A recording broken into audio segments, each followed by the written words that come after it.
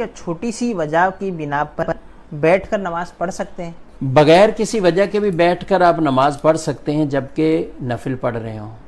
फ़र्ज़ की बात है तो फ़र्ज़ के लिए बगैर किसी वजह के क़याम हरगिज़ नहीं छोड़ा जा सकता। याद रखें कि क़याम फ़र्ज़ है। छोटी छोटी वजूहात पर हम ये नहीं कह सकते कि हम बैठ कर नमाज़ पढ़ लें, थोड़ी सी थकन है बैठ कर नमाज़ पढ़ लें। हालांकि उलमा ने, फ़ुक़हा इज़ाम ने वाज़े तौर पर यह मसला लिखा कि अगर किसी को क़याम के अंदर खड़ा हो सकता है, या खड़ा होने में वो खुद खड़ा नहीं हो सकता लेकिन दीवार से, डंडे से, असा से टेक लगा के खड़ा हो सकता है, तो उस पर भी क़याम फ़र्ज़ है। वो खड़ा होकर ही, यानी फ़र्ज़ नमाज पढ़ रहा हो, वितर पढ़ रहा हो, सुन्नत फ़जर पढ़ रहा हो, तो क़याम उस पर फ़र्ज़ है, उसी तरह वो नमाज पढ़ेगा। उज़र बनाकर, अब वो इस तरह नहीं है कि थोड़ा सा उज़र हुआ और वो बैठ जाए, ऐसा नहीं है। हाँ, अलबत्ता जिसके पास क़याम की ताकत ही नहीं है, खड़ा हो ही नहीं सकता है किसी तरह, या उसको नाकाबिले बर्दाश्त तकलीफ़ है, कुछ इस तरह का मामला है, तो दूसरा ऑप्शन शरीयत का यह है कि ज़मीन पर बैठ जाए, ज़मीन पर बैठकर नमाज पढ़े। सजदा कर सकता है ज़मीन पर, तो ये बाकायदा ज़मीन पर बैठे, क्योंकि क़याम का उज़र इसके लिए हुआ है ना। अब तो सजदे के लिए तो अभी इसके लिए कोई माफ़ी वाली सूरत नहीं कि सजदा भी इस पर माफ़ हो गया, नहीं। तो अब ऐसे लोग भी आकर कुर्सी पर बैठते हैं और बड़े तरीके से कुर्सी पर नमाज पढ़ते हैं, चले जाते हैं, तो ये अपनी नमाज़ों को ज़ाया कर रहे होते हैं।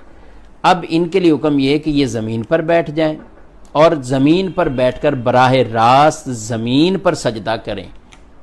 अच्छा, कुछ ऐसे होंगे जिनको बैठने से, यानी वो ज़मीन पर सजदा नहीं कर सकते, तो अब शरीयत उनको ये कहती है कि ज़मीन पर अगर बैठकर बराह रास्त ज़मीन पर अगर वो सजदा नहीं कर पा रहे, इतनी ताकत नहीं है, उनकी कमर में कोई ऐसा शदीद मसला है, तो ऐसी सूरत हाल में ज़मीन से ऊंची कुछ चीज़ अगर वो रख कर, तकरीबन जिसे 9 इंच बयान किया गया, इतनी ऊंची बिलफर्द कोई चीज़ रख कर उस पर सजदा हो सकता है, तो अब भी लाजिम है कि वो इस पर सजदा करे।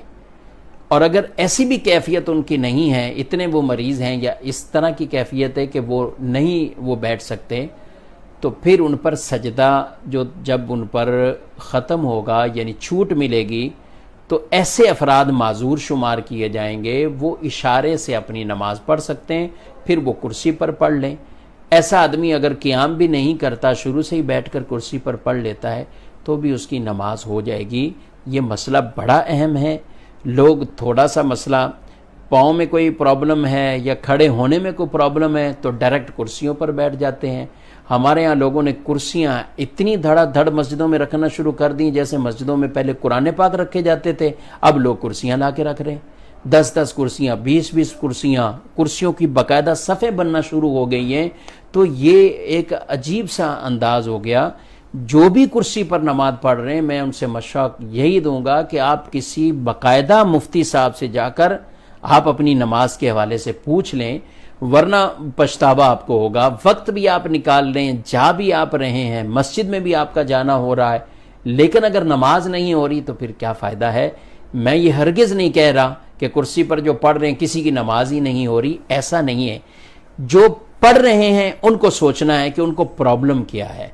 अगर उनको प्रॉब्लम सजदा, वो ज़मीन पर नहीं कर पा रहे, सजदे का उनको प्रॉब्लम है, तो उनके लिए ये ऑप्शन आता है कि वो इशारे से नमाज पढ़ लें। क्योंकि कुर्सी पे जो आप पढ़ रहे हैं ये इशारे से पढ़ रहे हैं, ये हकीकी तौर पे आप सजदा नहीं कर रहे।